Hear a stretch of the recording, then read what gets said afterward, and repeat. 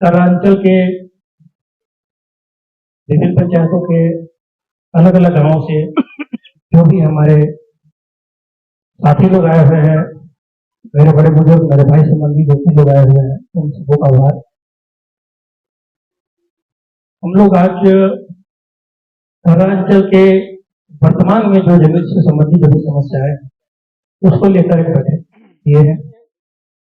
इस बैठक का उद्देश्य आए दिन जमीन से संबंध में जो भी समस्याएं लोगों को हो रही हैं उसको लेकर ये बैठक रखा गया है। क्योंकि हमारा मंच का नामांकन अभी तक नहीं हुआ था, तो आज के बैठक में मंच का हम लोगों ने नामकरण किया है। इस मंच का नाम आज के बाद से झारखंडी खतियानी मूलवासी जमीन बचाओ संघर्ष समिति उत्तरांचल है।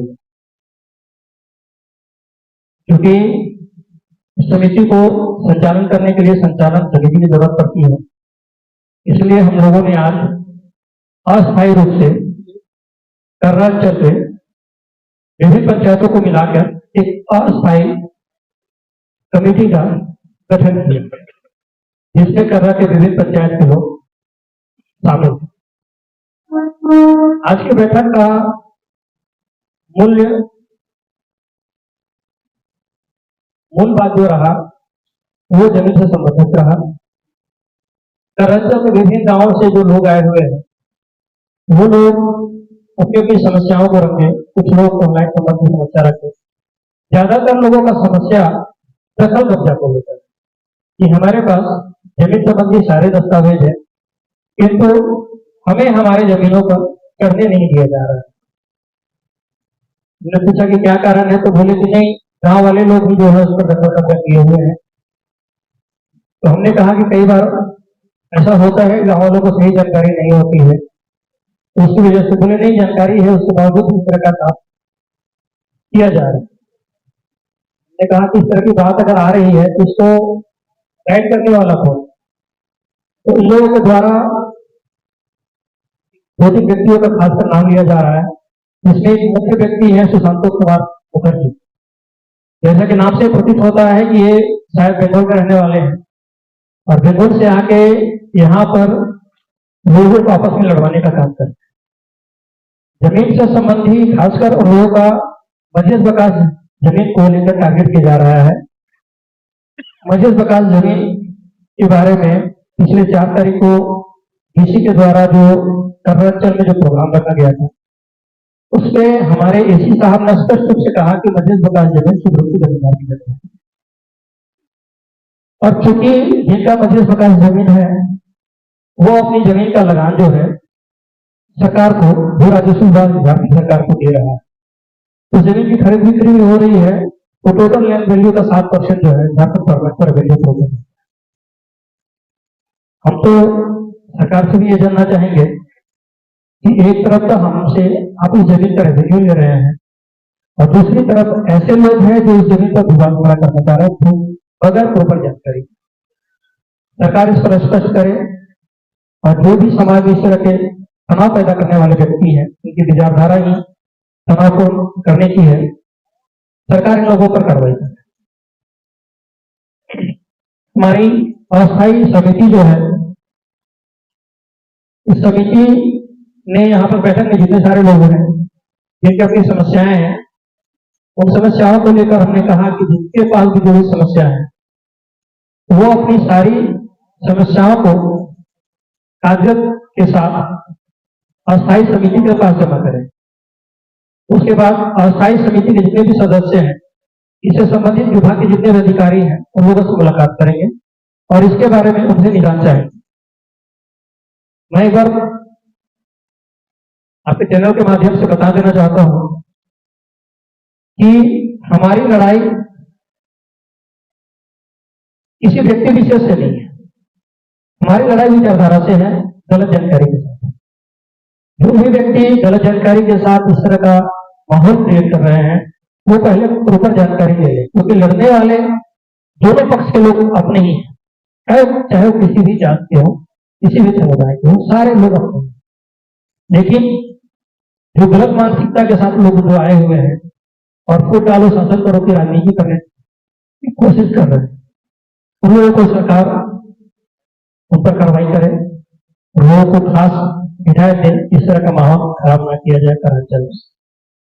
क्योंकि यहाँ के जितने भी मध्यस्थ प्रकार जीरात बेटपता जमीन के जो जोड़ रैयत है वो इन सब चीजों से काफी डरे हुए तो नहीं कहेंगे, उन लोग को समझ में नहीं आ रहा है कि उन लोगों को न्याय मिले तो मिलेगा, क्योंकि न्यायकर्ता जो है उनके यहाँ सबको न्याय नहीं मिल पा रहा है। मजबूर होकर हम लोगों को जो है इस तरह का समिति का गठन करना। इसमें स्थायी समिति में जो है अभी मुख्य रूप से जो हमारे अध्यक्ष है वो कुलेंद्र सिंह है, सह के रूप में हमारे नागेश्वर सिंह जी हैं और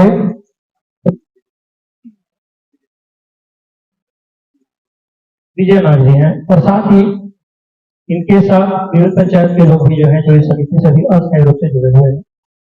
भविष्य में हम लोग हर पंचायत से हर गांव से 5 लोगों को लेने के बारे में हमारी ये बातचीत हुई है कि हर गांव से कम से कम 5 लोग लेंगे और वो 5 लोगों का विभिन्न गांवों से चयन करते हुए पंचायत स्तर पर एक टीम तैयार किया जाएगा और फिर कर्नाचल के 19 पंचायतों से मिला के एक कमिटी हम लोग गठित करेंगे अंचल के प्रांगण में, जो कि ब्लॉक स्तर पे काम करेगी। और उस कमेटी के लोगों का एक काम होगा कि अपने पंचायत के लोगों के साथ कोऑर्डिनेट करते हुए जो भी जरूरी मुद्दे हैं, जो भी जरूरी चीजें हैं, उचित कागजात के साथ उचित अधिकारी के साथ संपर्क करके इस तरह के आए दिन जो समस्याएं हो रही है उसका समाधान करने का प्रयास ये करें। मैं एक बार पुनः बता देना चाहता हूं कि ये जो समिति है किसी एक जाति विशेष का नहीं है, जनता का नहीं है। हमारे समिति में जो सारे लोगों को हम लोग शामिल करेंगे, चाहे किसी भी जाति के हो, इनका जमीन से संबंधित कोई समस्या है, चाहे वो कोई भी हो, हमारे सब अपने हैं और वे सारे लोग भी आएंगे समिति और अपनी समस्याओं को रोके।